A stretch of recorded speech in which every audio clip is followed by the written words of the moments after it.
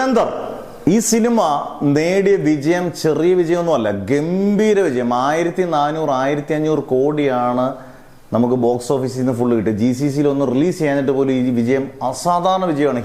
ഹിന്ദിയിൽ കഴിഞ്ഞ വർഷങ്ങളിൽ എടുത്തു പറയാത്തക്ക വിജയം ദുരന്തർ മാത്രമേ ഉള്ളെന്ന് തന്നെ പറയാം. ഇത്രയും കോടികൾ വാരിയൊരു പടം, ഗംഭീര പടം, ഗംഭീര മേക്കിംഗ്. ആദ്യത്തെ ദറാണ് സമയം. Dhurandhar 2 the revenge. ഇത് 19-ാം തീയതി റിലീസ് എന്ന് പറഞ്ഞാലും പ്രീമിയർ നാളെ 5:30 മുതലുണ്ട്. അപ്പം നമ്മളൊക്കെ കാണുന്നിടത്ത് ടിക്കറ്റ് ഫുൾ ബുക്കിംഗ് ആണ്. മെയിൻ ടിക്കറ്റുകളെല്ലാം അതും 3 മണിക്കൂർ 55 മിനിറ്റാണ് ഡ്യൂറേഷൻ എന്ന് പറഞ്ഞാൽ ഏകദേശം 4 മണിക്കൂർ. ഇന്റർവെല്ലുള്ളിലൂടെ കൂട്ടി 4.5 മണിക്കൂർ. ഇവിടെ രാത്രി നാളെ പ്രീമിയർ തുടങ്ങുന്ന വൈകുന്നേരം 5:30-ക്കും പിന്നെ ഒരെണ്ണം 10:30-ക്കാണ്. അങ്ങനെ വീട്ടിൽ ചെല്ലുമ്പോൾ എനിക്കൊന്ന് പുലർച്ചെ 3 മണിയൊക്കെ ആകുമായിരിക്കും.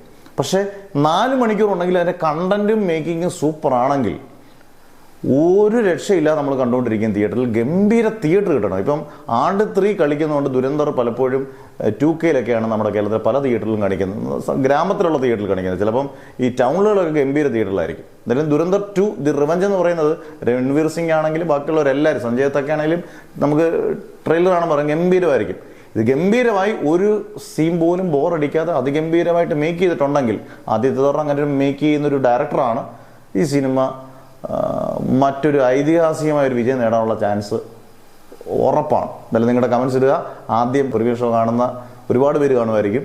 എന്തായാലും 4 മണിക്കൂറാണ്. 3 മണിക്കൂർ 55 മിനിറ്റുള്ള സിനിമകളൊക്കെ നമ്മൾ അടുത്തിടയിലൊന്നും അങ്ങനെ കണ്ടിട്ടില്ല. എന്തായാലും ദുരന്തർ കണ്ടിട്ടുള്ള റിവ്യൂ നാളെ കണ്ടതിന് ശേഷമുള്ള റിവ്യൂ ഉറപ്പായിട്ട് വിടുന്നതായിരിക്കും.